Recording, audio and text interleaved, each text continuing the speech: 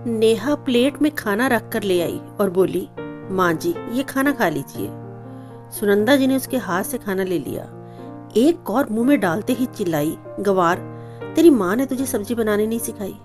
ऐसा लग रहा है नमक खा रही हूँ, सब्जी नहीं। और रोटी को तो देखो 6 कोने निकले हुए हैं। नेहा माँ जी का मुंह देख रही थी। मिस्टर महेश भी पास में बैठे थे। बोले, क्यों डांट रही हो? मैंने भी सब्जी खाई है, मुझे तो ठीक लगी। बच्ची है, धीरे धीरे सीख जाएगी। आजकल के बच्चे पहले पढ़ाई, फिर नौकरी, फिर शादी, सब इतना जल्दी हो जाता है कि उन्हें रसोई का काम सीखने का मौका ही नहीं मिलता। सुनंदा जी तुनक कर बोली, आप तो रहने दीजिए।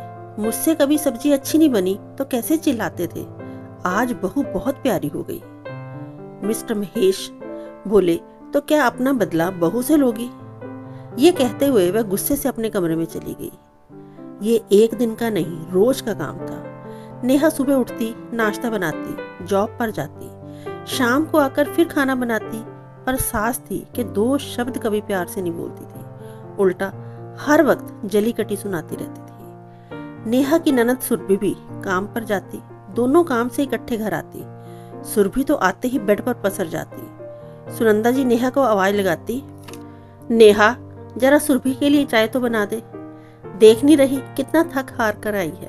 और ये महारानी आते ही आराम करने अपने कमरे में चली जाती है, जैसे नौकरी करने का हम पर एहसान कर रही हो। नेहा मन महसूस कर रह जाती, सोचती, सुरभि भी काम करके आई है और मैं भी। मैं क्या पत्थर की बनी हूँ जो थकती नहीं हूँ? पर वह चुप रहती, चाय बनाती, सबको देती, फिर रात के खाने में जुट जाती।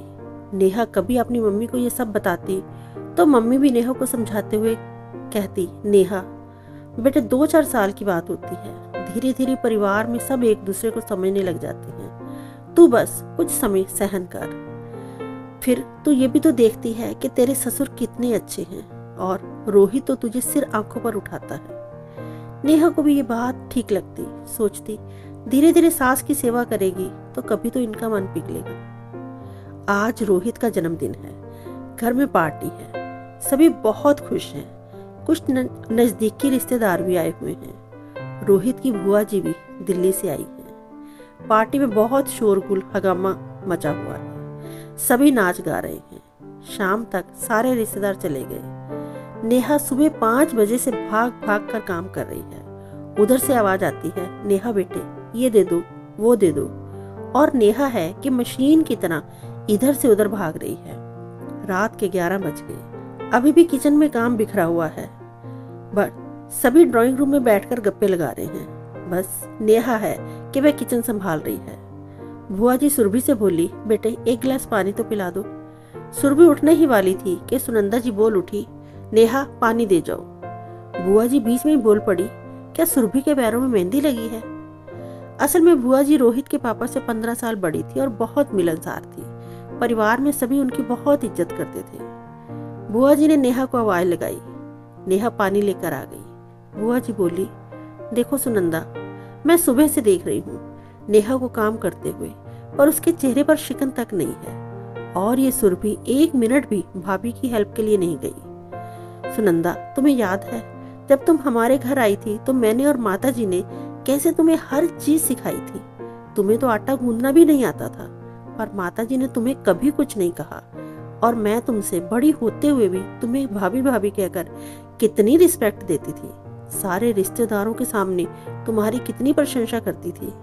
क्या यही सिला दे रही हो उस प्यार के मिलने का, बहू को इस तरह से तंग करके? और फिर बेटी और बहू में इतना भेद कि बेटी जॉब से आए तो थकी हुई और बहू आए तो थकान उसे थोड़ी हो सकती है। ये सब देखकर मुझे बहुत दुख और पीड़ा हो रही है। और सोचो माता जी की आत्मा को कितना कष्ट हो रहा होगा, जो कहती थी बहू तो घर की लक्ष्मी होती है, वह खुश रहे तो घर में बरकत रहती है। और सुन महेश, तू कैसे मूर्ख बन ये सब देख रहा है, और दिल तो कर रहा है रोहित तुझे भी 2-4 सुना दूं। पत्नी की हालत देख तुझे कभी तरस नहीं आया। और सुन नेहा बेटा, पढ़े लिखे होने का ये मतलब नहीं कि घर में क्लेश ना हो इसलिए खुद को मारते रहो। पढ़ाई लिखाई का यही मतलब है कि तुम युक्ति पूर्वक समस्याओं का समाधान ढूंढो। बुआ जी चुप हो गई तो सबकी आंखें नीचे थी और आंसुओं से भरी हुई थी। आज सुनंदा जी को एहसास हो रहा था कि वह पागलपन में क्या कर रही थी।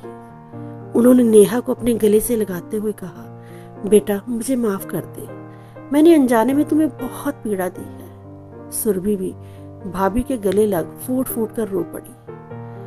पश्चाताप आंसुओं के रूप में बह निकला और एक नए रिश्तों की डोरी को बांधने के लिए।